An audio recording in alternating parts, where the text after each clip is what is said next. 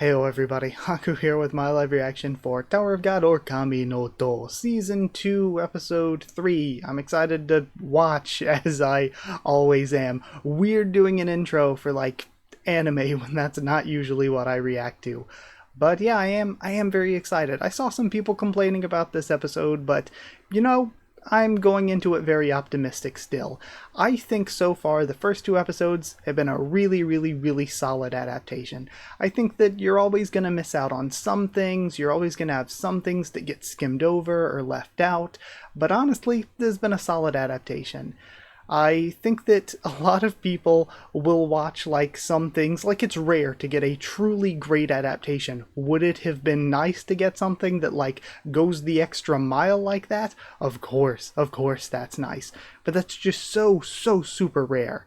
And a lot of people only watch those very like top 2% of anime each year, and I feel like maybe lose sight of what just your average season to season anime looks like. And so far, my impression of the first two episodes, I know that's not a lot to go off of, I would say that this is squarely above average. Not great, but above average, and I think that's solid. I think as long as Tower of God's adaptation is okay, that's good enough for me. As long as it's not a bad adaptation, I'm personally pretty fine with it.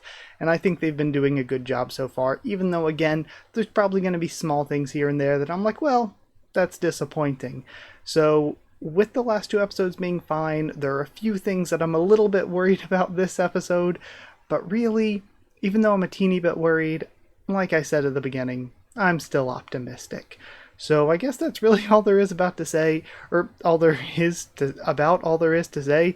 Wow, I really mixed up my words there. But I did want to say before I continue, for anybody who is anime only, I've been doing Tower of God manhwa videos for over 8 years, so I have of course read, but I'm not going to be spoiling anything. If you've seen the past two reactions, that's the way it's been going. And I'm going to be talking about the adaptation. I'm going to be talking a bit in depth, comparing it to the manhwa. But I'm not going to talk about anything ahead of time. I'm not going to spoil anything. And I thought last week, after seeing my reaction and how I did, I was like, there were a few things that I think I could have improved upon by maybe even bringing up panels from the manhwa if there was anything big enough to compare and contrast. So if I do that at any point this week, like if they leave out something that I think is something big, then maybe I'll do a little bit of a discussion at the end after I react and bring up some of those panels so that, again, if you are anime only, you can get a little bit of context, get a little bit of extra content even. And I just think it's one of those things where there are some anime that I feel like you can get by just being an anime only, and not only is that fine, that's fun, but there are a few where I do think you miss out a bit when you don't interact with the source material, and Tower of God's one of them. Tower of God Season 1, now going into Season 2, I do think you miss out on a bit if you don't read as well. So if you'd like to read as well, again, I would really recommend the manhwa. Of course, I think it's great, and I think that even after you watch, you can go through and read and just get a new sense of certain things, get new opinions, new context maybe. But all that aside, long Haku intro kind of for the anime, let's get into watching. I'll be honest with you, I almost forgot to unmute the audio so that you could hear a bit when I clicked over. But yeah, I'll try not to pause too much. Let's just see what we get. We're starting out in the room. I'm so excited to see this stuff. So they did skip pretty much all of the bath stuff, but I don't think that was a really big deal to skip, for me personally. Not as much as this stuff that I think we're not skipping. I think this is much more important to not skip. Lots of kanji. You know what's so funny? Gus's armband, I'm pretty sure I saw it say fry, but we might just not see the character on the back yet. I think it says fried. We got both members of the Chicken Love Club here with the fried armband.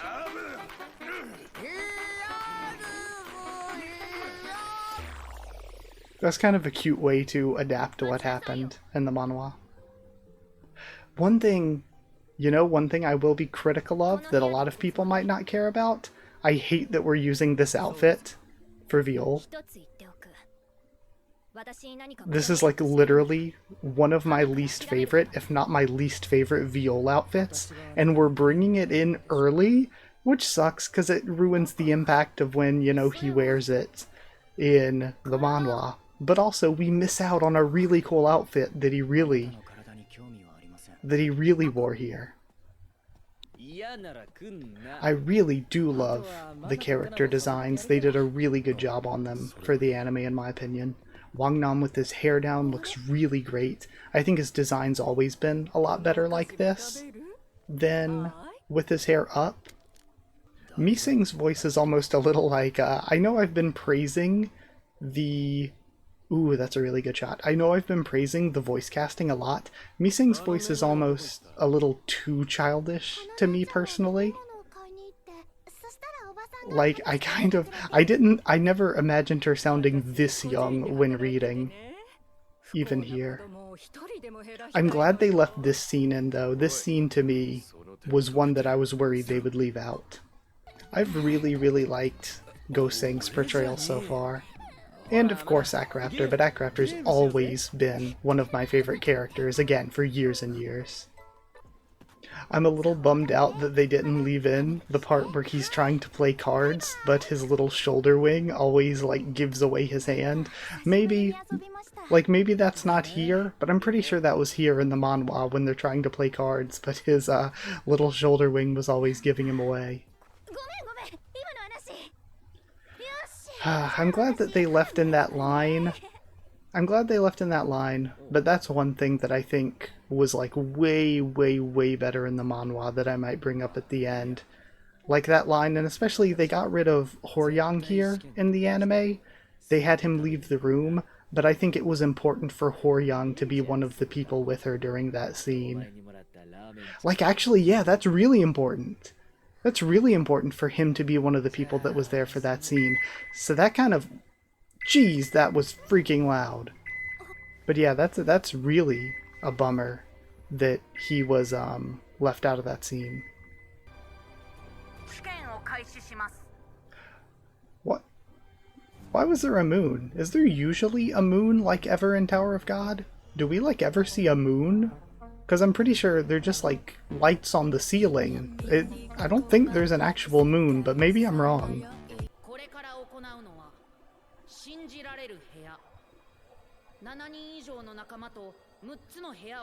Okay, so he did call it the trustworthy room in Japanese. I guess was the game itself always called the trustworthy room, but the arc was called untrustworthy room? Maybe I'm just not remembering totally correctly. Using these little, like, Da'an guys to explain the rules of the game, I think is actually really going to be helpful, because like without stuff like this, it's probably going to be even more confusing to understand the game. I'll be real with you, I'm not really actually paying attention to any of the actual room numbers at all. It's wild hearing him say Renrika, that's so crazy. Go-Seng and Mising's outfits are both really, really cute for this arc though. I think they look really good in the anime. Rap Devil is chiseled in the anime. That's actually, man, this is actually a really, really good bit of dialogue between the two of them. Really? I wasn't sure. I didn't know if people could think like that when stopped by reverse flow control. I do think I feel like there are going to be people who don't like the way it was portrayed, but I actually prefer the way it was portrayed here, because there are, like, in that scene in the manhwa, it can kind of be difficult to follow what's happening when he's stopping them, and I've seen so many people doing read-throughs and reactions to the manhwa and being confused about it. So I actually think just portraying it way more directly there, much like what I said about the Akraptor candy scene before, I think that it actually maybe is an improvement to just be way more blatant and upfront about what's happening, to kind of just nail you over the head with it. That's so funny, just the abrupt the abrupt cut of we'll see who's more stupid. Immediately he's out there. That's really great. I love that they left that in. That's so good. I don't know how I feel about that, because I'm pretty sure that was the moment where we get the flashback. Not when he's banging on the door, but it's when she asks him and he's like, and he thinks like somebody who wouldn't lose his kid or whatever. Of course they dumbed down that last scene, but I still think that despite dumbing it down, it was still like, it was still good. I think they really caught what they needed to. This though, this sucks. This, because, okay, again, when she goes in there, I'll explain at the end.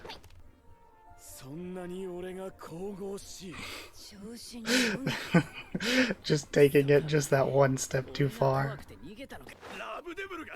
Okay, so this sounds they are straight up saying Rob Devil here. We have the word game being played. But also noticing that Lurker calls Prince like Obo-chama.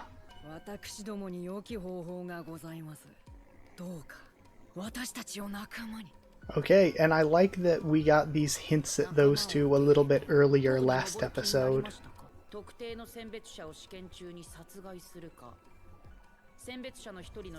I love leaving in this explanation of, you know, Karaka making a mockery of the exam process. Yo, okay, I'm so happy. I'm so happy. I was scared that they were gonna somehow just straight up fight and not do the pitching machine thing because they didn't have the baseball stuff in the opening, but I'm so glad they left in the pitching machine stuff.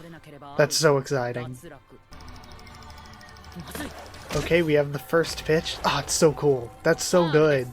I don't know why people complained about this episode. I have really liked this so far. I think they've done a great job. There are a few things that I'm going to talk about at the end that they changed that I think, you know, I want to give you some more info on if you're anime only, but like, so far I think this has been good. I liked it. I like that they have the details. I like that they have the detail of Love, like, spinning his Shinsu. That's really cool. Like, that was totally, like, imperfect. There were some, like, things here and there that I think they could have done better. The animation, again, wasn't, like, blow you away quality, same with the direction, but I think that was solid. I don't know, I saw people complaining and I think that's an over-exaggeration. I thought that was good. I wonder what they added this week, if it's still going to be Viola Mongnon stuff or something different. Okay, no, it's Violan Love. And it was only that one? I wonder if those three at the end... Oh, I want to say what I think those three at the end will be. Okay, never mind. Never mind. This is great. One of the things that I was going to bring up that they left out was when Gosang first goes to the room and she's like, what are you doing? There's a comedic scene where he's like, we're going through plan HI room. And she's like, what does that mean? Hide in room. And like, they left out that comedic moment, but then they did a reference to it in the little mini anime at the end. So I think that's solid. That's good. I really liked this one. I thought this episode was good. There are a few things I'm going to bring up here in a second to be like, yeah, they could have maybe done that a little bit better. But really, I think for the most part, they did a really great job with this. Again, not perfect, not the best, but as somebody who watches more than just the top 2% of anime, I know that this is, to me, solid. It's not the best ever. Like, it's not crazy great, but yeah, I liked it. I really liked it. And now I'm just so excited for the future, excited for more. I was really worried they were going to botch the pacing this episode, but I thought the pacing was fine. I was really worried they were going to rush things this week. They did leave out the bath stuff. You know, I'll bring that stuff up too, that they kind of left it out more from last week's chapter. But I don't mind that. I don't think it's a huge loss for anime onlys, but for people who decide to go and read the manhwa after watching, it gives them some more new content. So again, kind of a win-win in a way. I'll flip over to this screen for some stuff, and actually, I'll probably need to put that filter over it just in case, just so nobody gets upset with me doing this. I'm not going to show too much, but some of the things that you missed out on, like last episode, this episode, that I think would be neat, that I'm not going to show every little thing, but just if you're anime only and still here, I wanted to, like, you know, give you a little bit of extra context for some things and show you some things that'd be cool to go look up. So after this scene where they split off and, you know, Viol goes to the men's, and we have Yihua like shocked because Yihua thought she was rooming with another girl, we have this scene that's really good where Akraptor and Horyang talk about getting wrapped up in FUG stuff, and then they're like, you know, it's not really that bad. And then we kind of remixed this a little bit by adding some of this, oh, you like the glasses girl and stuff, by adding this in this episode when they were having their conversation in the room. I think that doing some of that stuff was solid, but I did want to bring up this scene. There's more with them in the actual bath itself, and Viol having this, you know, conversation with Prince where he goes over to Prince and asks Rap Devil, you know, actually Prince goes over to him because he's just like, he's extremely cocky, and Viol asks about Rap Devil defeating Hots. Yeah, there. I didn't even notice until just going through this to try to find where I wanted to show you. But actually, you know, I've been mentioning them showing less outfits than in the manhwa, where they have a bunch of different outfit changes, as it would make sense to keep changing outfits. Akraptor's probably on his like third by now, but they're doing less in the anime. I didn't even notice that, or like remember that during the scene where they see the yogurt auntie and everything, that's what Horyang and Akraptor are wearing. I didn't even remember that. And this is the first thing that I mentioned when I was going through reacting, where when they were playing cards, she had the line, you know, wouldn't it be nice to just live like this and completely forget about the tower? And while I'm glad that they left the line in for the anime, to me it just hits so much harder having them play the card game than having this scene out on the balcony, slowing down the pace a bit, and just having, let me remove the filter here, just having the four of their faces. I think that this was a really, really, really excellent scene in the manhwa, and so that kind of bums me out a little bit. Again, I'm just glad that they kept it. But I do think that's one of the things where the manhwa did it much better. And again, here's one scene that I brought up where I was like, I couldn't remember exactly what he said, but when she asked, like, you know, what he wanted to be or why he was climbing the tower, and he thinks, we get this little flashback, and he says, I wanted to be someone with the power to protect his own baby. I think that, to me, is, I like him getting the flashback as he's knocking on the door, not knowing if she's safe or not, but I still think that even if we didn't have the flashback here, I think instead of to become a, like, fine person, upstanding person, whatever he said, I think it would have been really, really nice to have had this line from him. And I think this will be the last one that I wanted to bring up. I can probably remove the filter. I don't think it makes that big a difference. But they left it out when, you know, Goseng, Miseng, Akraptor, and Wangnan all meet up. And they're talking about the game and whatever, and they're all inside the room. When they first meet up, instead, they're outside of the room, and Miseng still hasn't opened the door for them yet, and they're joking around like, Akraptor, you were hiding like a coward from Viol. What? No, I wasn't. I'm not afraid at all. And then they're just going back and forth. I dance a jig in front of him. I could even sing a song in front of Viol. And then they see him coming down the hallway, and both start scrambling. Me saying, open the door. The glasses is here now. Open the door. I'm in danger. I thought that that's a really, really, really funny scene that I was like, it's kind of a bummer that they left this one out, because that's another funny scene. But yeah, I guess that's about it. So let me go back to this scene, and yeah, I'll end it here. Thank you so much for watching. I hope you enjoyed it. I had a lot of fun. Again, I was a little bit hesitant, a little bit worried this week, but I feel like my worries were nothing. I think this was a good episode. I enjoyed it a lot, and I hope you did too. And I hope you enjoyed if I added anything via my reaction and discussion and stuff. Like if you did like the video, comment down there. Tell me what you thought of this week's episode. My first thoughts and reaction and all that. Subscribe for more Tower of God, much more, if you're interested. I try not to be spoilery with any titles or thumbnails or anything, but if you're anime only, it might be a little bit on the dangerous side since I cover the manhwa. But either way, if you read the manhwa, it'd be really awesome if you subscribe. That'd be cool. Again, subscribe, follow on Twitter if you want. If you want a link to the Discord server, it's free and open for anyone. If you would like to help support the channel by dropping a super thanks, it'd be appreciated. But if you want to not just support, but to get One Piece videos a bit early, get your name at the end of every video, stuff like that, then you can hit join down below to become a member. Go to patreon.com/Haku of the Tubes, or a link will be in the description to become a patron. But either way, thank you to people who are already patrons and members. It is very appreciated. Thank you to Chosen Regular Evan Holly, Magical Girls, FR Abyss Knight, JA and DD Band, Sheridan Students, David Langstaff, and Folded Goal, Slayer Candidates, SG and Stance Eater, and Pure Element, Pate Ardialo. Thank you so much. And thank you all for watching. I am so excited now that I've, recorded my own video. I'm recording a bit late tonight, but I was like, I gotta record. I can't keep waiting, and I really want to go watch other people's reactions now. So I hope you enjoyed. Thank you so much, and I'll see you all next time.